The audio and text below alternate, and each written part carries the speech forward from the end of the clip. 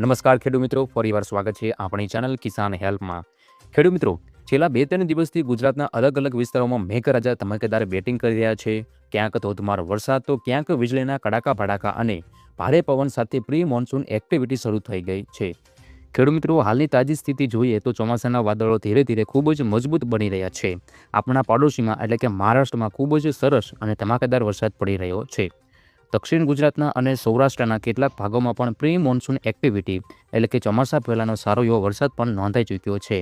હવામાન વિભાગ અને સેટેલાઇટના નકશા પણ એવું કહી રહ્યા છે કે અરબી સમુદ્રમાં એક મજબૂત સિસ્ટમ બની રહી છે। તો તમે સ્ક્રીન ઉપર જોઈ શકો છો કે ખૂબ જ મજબૂત એક સિસ્ટમ બની રહી છે જે ચોમાસાને આગળ ધકેલી રહી છે। ટૂંક સમયમાં જ આ આખો વરસાદી પટ્ટો આપણા ગુજરાત ઉપર પણ આવી જશે। ખેડૂત ભાઈઓ, હવામાનના અંદાજ મુજબ આ વર્ષ વાવણીના 2-3 રાઉન્ડ જોવા મળી રહ્યા છે। પહેલો રાઉન્ડ એટલે કે 25 થી 21 જૂન।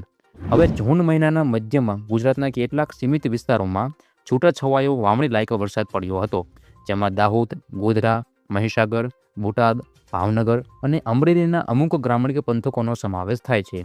ત્યાં ખેડૂતોએ હોંશે હોંશે વાવણીના શ્રી ગણેશ કરી દીધા છે। બીજો રાઉન્ડ 22 થી 25 જૂન। આ રાઉન્ડમાં અરબ સાગર વધુ સક્રિય થવાને કારણે દક્ષિણ ગુજરાતમાં ભારે પવન સાથે જોરદાર વરસાદ થયો છે।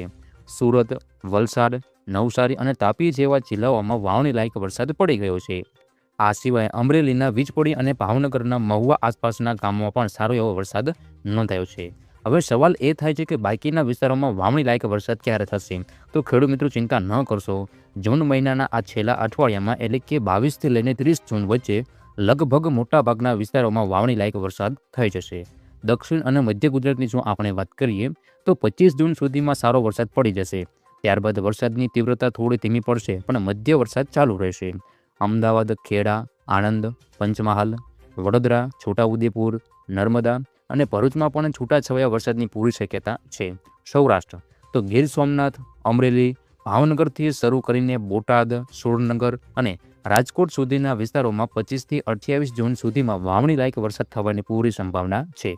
ઉત્તર ગુજરાત અને કચ્છની જો આપણે વાત કરીએ તો ઉત્તર ગુજરાતમાં બનાસકાંઠા છે, વાવ છે, થરાદ છે, સાબરકાંઠા છે, મહેસાણા છે અને કચ્છના કેટલાક સીમિત વિસ્તારોમાં કદાચ જૂનના આખરી દિવસોમાં અથવા 3 જુલાઈ સુધીમાં ચોમાસું બરાબર જામશે અને વાવણી થશે।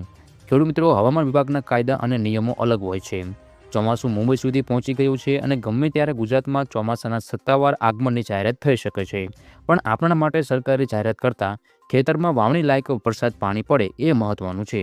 હાલમાં જે વરસાદ પડી રહ્યો છે એને ટેકનિકલ ભાષામાં છૂટાછવાયો વરસાદ કહેવામાં આવે છે। એટલે કે એક ગામમાં ધોધમાર વરસાદ પડ્યો હોય તો બાજુના ગામમાં માત્ર છાંટા પડ્યા હોય। હજુ આખા ગુજરાતમાં એક સાથે ધોધમાર એટલે કે સાર્વત્રિક વરસાદની આગાહી નથી, પણ 28 જૂનની આસપાસ બંગાળની ખાડીમાં એક નવું લો પ્રેશર હવાની દબાણથી ઊભું થવાની શક્યતા છે। આ સિસ્ટમ જો મધ્ય ભારત તરફ આગળ વધશે તો જુલાઈના પહેલા અઠવાડિયામાં આખા ગુજરાતમાં સાર્વત્રિક અને અનાધારક વરસાદ જોવા મળશે। જ્યાં સુધી તમારા વિસ્તારમાં 3 થી 4 ઇંચ જેવો ભરપૂર વરસાદ ન પડે અને જમીન બરાબર અંદર સુધી ભીની ન થાય ત્યાં સુધી ઉતાવળમાં વાવણી ન કરતા। અડધા પોચા ઇંચ વરસાદમાં વાવણી કરવાથી જો પાછળથી વરસાદ ખેંચાય તો બિયારણ બગડવાનું જોખમ રહે છે। પૂરતો વરસાદ થાય પછી કપાસ, મગફળી કે અન્ય પાકનું વાવેતર કરવું હિતાવહ છે।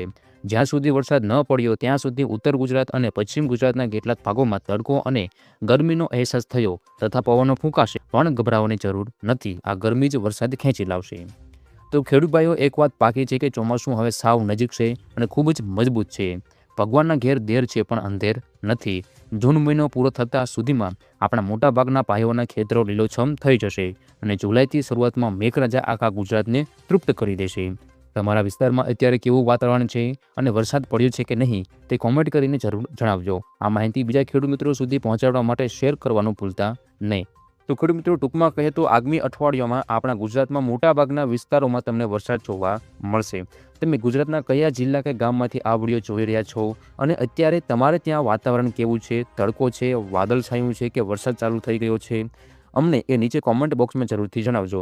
તમારા વિસ્તારની સાચી પરિસ્થિતિ જાણીને અમને ખૂબ જ આનંદ થશે।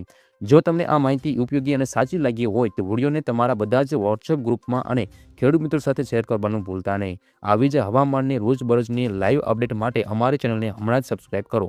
ફરી મળીશું એક નવા અને સાચા વેધર એનાલિસિસ વિડીયો સાથે। ત્યાં સુધી તમારા બધાનો ખૂબ ખૂબ આભાર। જય જવાન, જય કિસાન।